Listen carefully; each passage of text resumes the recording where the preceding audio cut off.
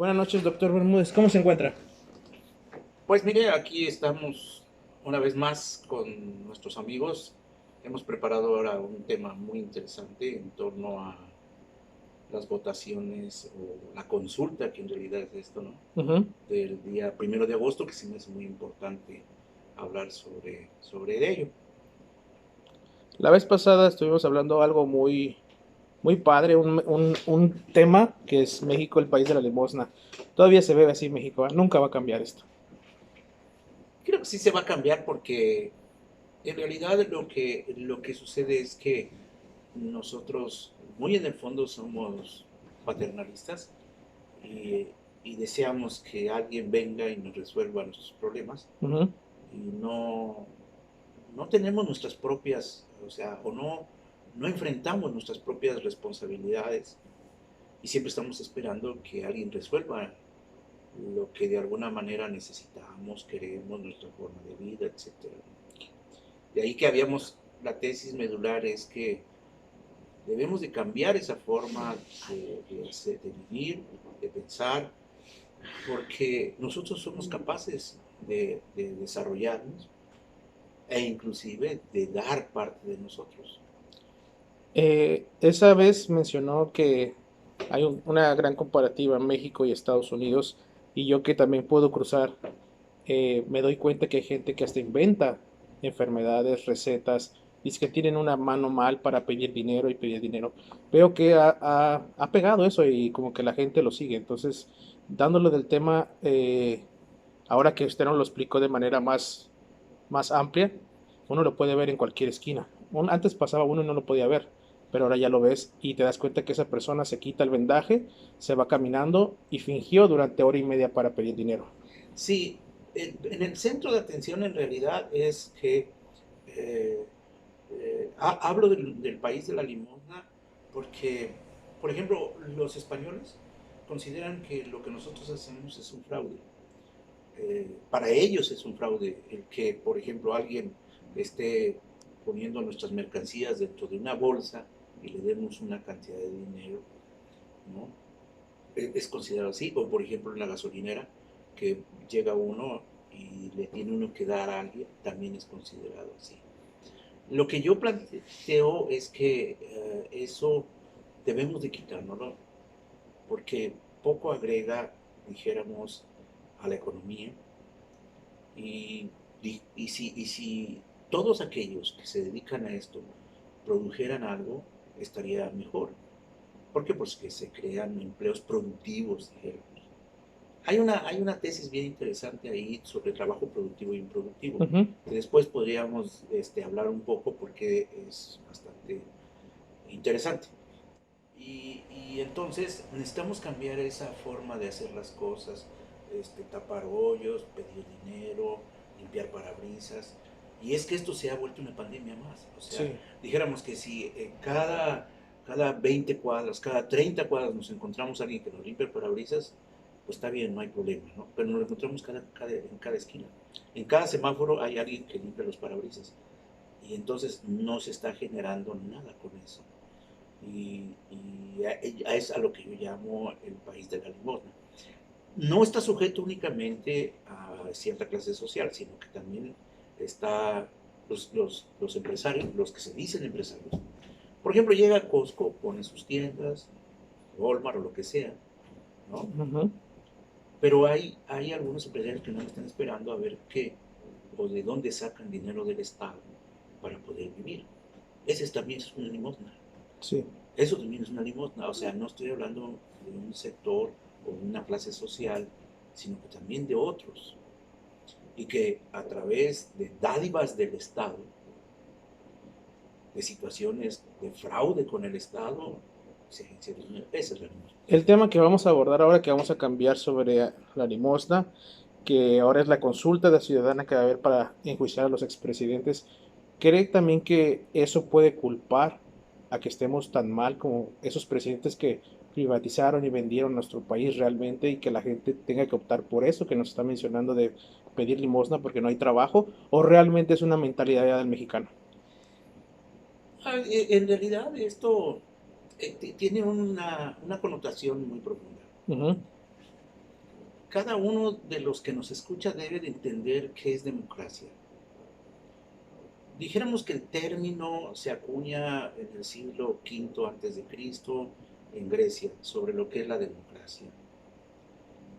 Y la democracia en realidad es demos, que sería en todo caso pues el pueblo, y cracia, que significa poder. Dijéramos el poder del pueblo, el poder de la gente. O sea que entonces la democracia se acuña en el pueblo, en la gente. Sí. Así es como funciona la democracia. Por ejemplo, Sócrates, Aristóteles ya hablaban de esto y profundamente. Se hablaba de la monarquía como el poder de uno solo, de la aristocracia como el poder de varios, ¿no? Y eh, la democracia venía a ser el poder del pueblo. Aristóteles se le ha dicho que no quería la democracia, no le gustaba. No, en realidad Aristóteles hizo un planteamiento muy interesante que decía que la democracia solamente funciona cuando el pueblo es consciente. Y a mí se me hace que hay mucho de razón en ello, porque si el pueblo es consciente, entonces sabe por quién votar, cómo votar, etcétera, etcétera. Hoy día, por ejemplo, la democracia, lo que nosotros debemos de tener presente, y eso en ninguna parte lo he visto, es que la democracia es un proceso. Es decir, se le llama utopía realizable a algo que se va perfeccionando al paso de los años, al paso del tiempo. Ujú. Cada vez hay más perfección de esto. Por ejemplo, no podemos hablar de países demócratas o países no demócratas. Se ha dicho que, por ejemplo, Estados Unidos es el país demócrata por excelencia. Y hay inclusive, ahora que Biden toma el poder, el Capitolio se llena y dicen, ¿cómo? Un país democrático tiene esto, ¿no? Se ha convertido en un país tropical. Con eso estamos hablando de que es muy parecido a algunos países de América Latina y todo esto, ¿no? Sí. Donde las manifestaciones y todo. En realidad, ahí se ocultan muchas cosas. Estados Unidos nada más tiene un partido político, no tiene dos. Sí. Son dos partidos, pero con pequeñas variantes. Biden en este momento, por ejemplo, no ha quitado las cuestiones migratorias, por ejemplo, siguen ahí, ¿no? No le ha quitado, por ejemplo, a Cuba, ¿no? Las sanciones que se le han dado, Creo que en el ¿no? tema migratorio con los demócratas nos va más mal a los mexicanos. Históricamente nos ha ido más mal, Ujú. ¿sí? E inclusive la mitad del territorio fue quitada cuando los demócratas gobernaron. Y siempre, o sea, invasiones con los demócratas, y parece que los republicanos nos ha ido mejor, pero la sociedad mexicana cree que los demócratas, la palabra demócratas, son más demócratas que los republicanos, pero eso no. Y apostaban por Biden, no apostaban por este hombre, ¿cómo se llama? Donald Trump. Por Donald Trump. No, apostaban todos por ello. ¿Y ahora qué sucede? O sea, se puso más tirante la relación y todo eso. Yo la siento un poquito más tirante, Sí. ¿no? Pero Con, bueno, con esta pequeña introducción que nos dio de la democracia, este ejercicio o esta consulta que se quiere hacer en México es que Andrés López Obrador quiere tratar de poner un país demócrata, que su pueblo pueda decidir qué se hace con su país. hagamos una lectura primero de qué fue lo que envió Obrador, ¿no? A la Suprema Corte de Justicia. Y dijo él, y puso una carta donde decía que tenía que enjuiciarse a los presidentes Carlos Salinas, Peña Nieto, Calderón, etcétera, etcétera, Cedillo, así especificando. Sí. Sin embargo, de ahí emergió otro documento donde no especifica claramente qué es lo que se va a hacer, sino que en realidad lo único que tiene que hacer es revisar si actuaron bien o mal algunos funcionarios. O sea, hace que ese documento se traduce ahora, lo están traduciendo como enjuiciamiento a los expresidentes. Ok. Pero en realidad el documento no especifica a los expresidentes, especifica o plantea cualquier funcionario. Por cierto, una pregunta que se hizo muy compleja, muy mal redactada. Se repiten palabras. ¿Cómo es posible que en 8 o 10 renglones se redacte tan mal? Tan mal. Por ahí se dice que uno de los ministros la redactó que era de derecha, o que sigue siendo de derecha, etcétera, etcétera, ¿no? Pero, pero es terriblemente mal redactada. Ahora, una vez que se llegue a cierta cantidad de mexicanos que de alguna manera voten por el sí, entonces va a ser vinculante. ¿Qué significa vinculante? Que sí se van a llevar a juicio. Pero si no se vota ese número de mexicanos, pues entonces no va a ser vinculante, por lo tanto no se va a llevar. Okay. Hay muchos que establecen, bueno, ¿y Obrador qué pasó? O sea, ¿por qué aceptó esto? ¿Por qué lo aceptó? Obrador dice que él se lava las manos, que él no quiere entrarle a esto y él ni siquiera va a votar. Mas, sin embargo, lanza la piedra. Lanza la piedra y él es el que está estableciendo este juicio. Sí. Pero yo pienso, y en el estricto sentido, lo que se quiere es que exista una democracia participativa que antes no había. Eso es lo que él quiere. Porque hay dos tipos de democracia, una democracia participativa y otra representativa. Supuestamente nosotros votamos por diputados y senadores y ellos a su vez Sí. son los que establecen leyes y normas y todo. Pero hay una democracia participativa que es la que se está estableciendo, que es que la gente de alguna manera empiece a tener conciencia de las cosas y empiece a, dijéramos, a tomar decisiones dentro de la nación, que dé decisiones. Por ejemplo, en el caso concreto de nuestra democracia, que dicen que nosotros, la democracia, y luego todavía se pavonea mucha gente, Sí. el único poder que tenemos es el de votar para presidentes, para gobernadores, etc. Nada más el voto. Pero, por ejemplo, para hacer una obra o lo que sea, no, nunca se nos ha tomado En cuenta. ¿no? Inclusive el léxico que había antes escondía muchas cosas. O sea, el presidente cuando hablaba tenía un léxico extraño. No es el léxico, dijéramos, el de Obrador o el de Trump.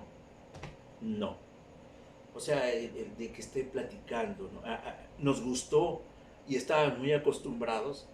Ciudadanos, somos libres, queremos luchar por... Ese tipo de discurso escondía muchas cosas. Claro. No es el discurso ameno, sencillo. Nos aburre Obrador, como nos aburría Trump, ¿no? ¿Por qué? Porque es un discurso no disparatado, que no es un discurso de altisonantes y de agradecimientos y ese tipo de cosas. Toda la vida se me hizo un discurso, bueno, yo he vivido toda mi vida, mis 67 años, Sí. ¿no? Y los que estuve como profesor, 40 años, con discursos de ese tipo. Y el que quería llegar a ser presidente debía tener ya ese tipo de discurso. Hoy día es un discurso más flojo, más tranquilo, más prudente. Con esto dicho, doctor, ¿usted cree que nuestro presidente Andrés Manuel López Obrador es el más preparado, el mejor político que podamos tener ahorita en México? Que sabe de historia, que cuenta y que realmente sabe la historia de México. Hay muchos políticos, ¿no? Que están dentro de ese rango, que son grandes políticos. Pero yo pienso que el actual presidente sí. Nada más que nadie le reconoce eso. O sea, lo que nosotros decimos es que no veas la mañanera, te aburre, ¿no? Pero si hay alguien que conoce o que ha publicado, por ejemplo, libros, lleva 20 libros. Una vez le dije a una persona, le digo, tienes, dijéramos, en la vida de toda la vida y la historia de este país, hay una mujer que es la esposa del presidente.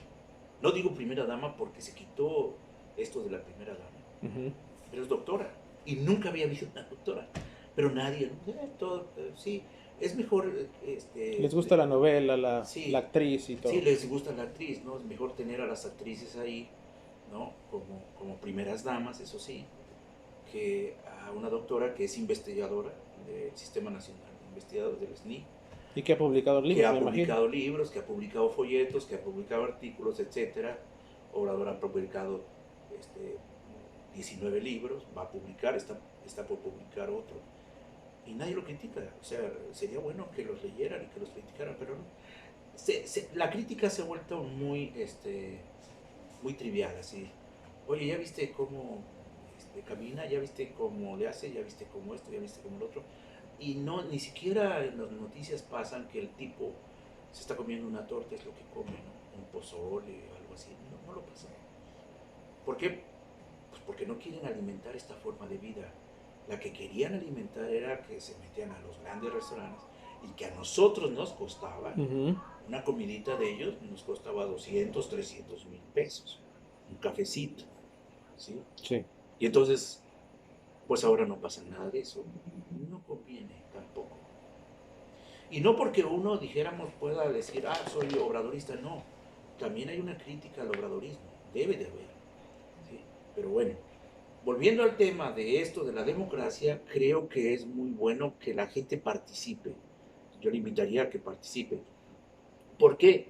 Porque nos vamos a ir acostumbrando a que debemos participar en no sé, las decisiones de un país. Hoy día también se habla de la democracia, ¿no? Líquida. ¿Y qué Ujú. significa la democracia líquida? Pues aquella democracia donde participa el pueblo y a partir de ahí se crean leyes. Ok. Pero indudablemente que si esa definición es, entonces yo apostaría que el 90% ha sido democracia líquida. Es decir, que el pueblo ha inclinado la balanza a que se establezcan las leyes.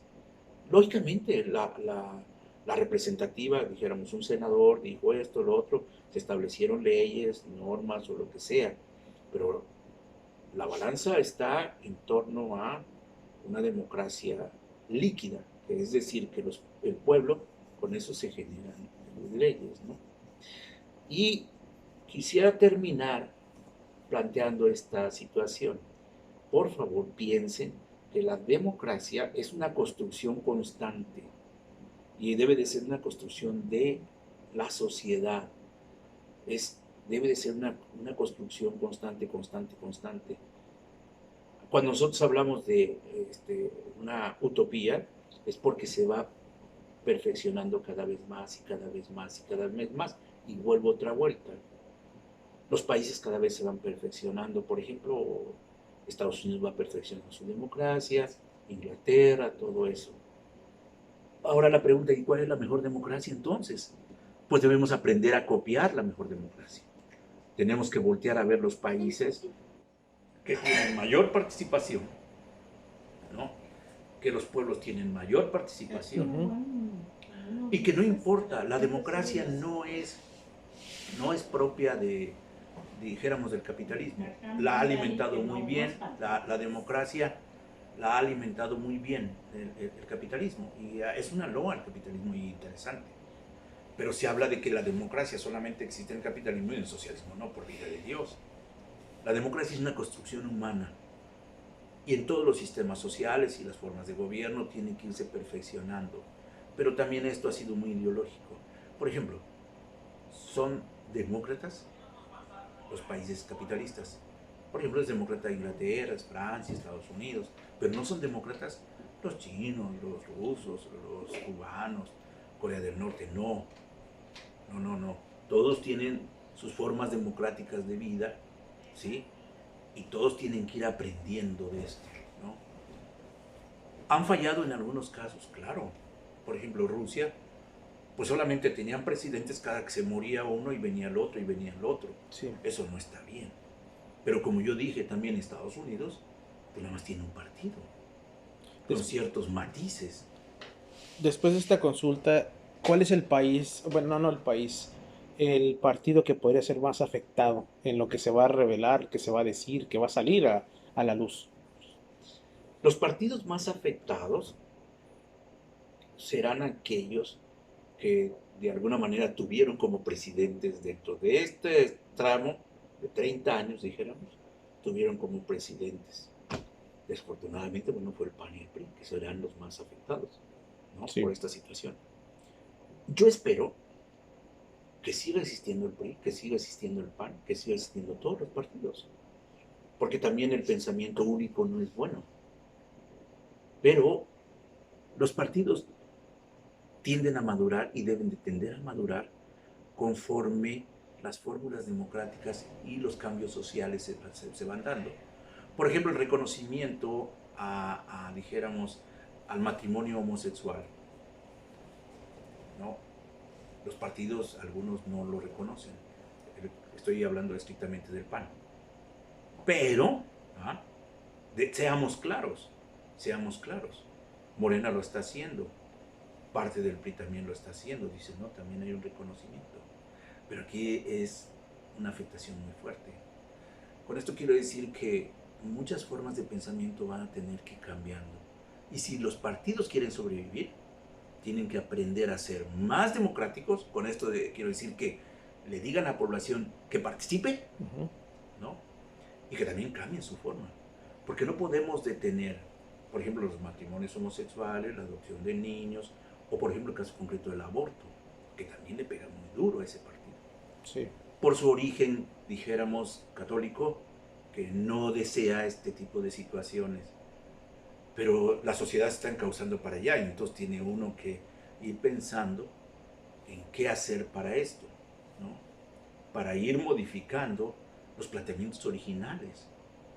Sus planteamientos originales los tiene que modificar, abandonar un poquito más estas fórmulas de orden religioso. La misma religión ha abandonado muchas cosas. La religión tuvo que abandonar que nosotros dábamos de vueltas, que el sol daba de vueltas alrededor de nosotros. Que nosotros éramos el centro, ¿no?, del universo y que todos los planetas daban alrededor de vueltas. Y ahora, pues, lo tuvo que hacer. Así los partidos políticos tienen que abandonar muchas cosas. En resumidas cuentas, sí vayamos a votar. Es una cuestión, en realidad, mental. Tiene que cambiar nuestra forma de pensamiento. Tenemos que aprender, ¿no? Yo así lo veo, como cuando nos da, ahorita con la pandemia, que nos encerramos todos. Estamos encerrados todos por la pandemia y de repente tienes que salir y te da hasta miedo salir, ¿no? Dices, ¿y ahora qué hago allá afuera? Bueno, ahorita va a pasar lo mismo. Vamos a ir a votar y dices, ¿y por esto vamos a ir a votar? Unos dicen que esto, no, tenemos que aprender a salir. Ser más participativos. Ser más participativo y más conscientes de una vida política. La que sea es importante, estemos de acuerdo con ello o no estemos de acuerdo, pero hay que salir a votar. Y los que quieran que no existan matrimonios homosexuales o abortos o lo que sea, salgan, hablen, manifiéstense. Y está bien, o sea, cada quien tiene, ¿no? Pero termino diciendo esto. Aristóteles dice que la democracia, ¿sí?, solamente es buena con un pueblo educado, transparente, libre. Esa es la democracia, fraterno e igualitario. Porque la democracia no solamente tiene que ver con que yo participe. Ahí todos somos iguales cuando votamos por alguien, ¿cierto? Pero a ver, si hablamos de cuestiones de orden económico, nadie habla de eso. Y aguas, que también en lo económico debemos ser democráticos, es decir, también parejos, ¿no? Pero por ahí no toca nadie el tema. Estados Unidos habla de libertades y todo, pero nunca de igualdades. Entonces también debemos de hablar de igualdades en términos, ¿qué?, económicos. Eso es todo por ahora. Para la siguiente les tenemos un muy buen tema, excelente tema, que sería en todo caso el discurso que dijo Obrador, ¿sí?, ahora con el aniversario de Simón Bolívar, que se me hace muy interesante el discurso, muy completo y muy ameno. Muchas gracias. Como siempre, doctor, es un placer estar con usted. Amigos de YouTube, me despido aquí. Nos vemos la próxima. Gracias.